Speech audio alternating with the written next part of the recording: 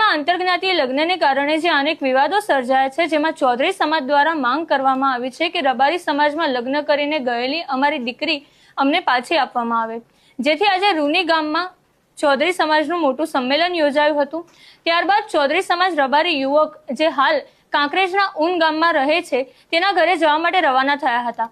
ઊન ગામે પહોંચતા જ પોલીસ દ્વારા ચૌધરી સમાજના લોકોને રોકવામાં આવ્યા હતા, પરંતુ ચૌધરી સમાજના લોકો રોકાયા નહોતા। પરિસ્થિતિ એટલી વકરી હતી કે જેના કારણે પોલીસ દ્વારા ના છૂટકે ટીઆર ગેસ સેલ છોડીને લોકોને રોકવાનો પ્રયત્ન કરવામાં આવ્યો હતો। ગામમાં ચૌધરી સમાજના લોકો હજારોની સંખ્યામાં ભેગા થયા હતા, જેમના દ્વારા ઉગ્ર વિરોધ કરવામાં આવ્યો અને ગામની ગાડીઓને તોડફોડ કરીને નુકસાન પહોંચાડવામાં આવી। હાલ ગામમાં પોલીસનો બંદોબસ્ત ચુસ્તપણે ગોઠવાયેલો છે।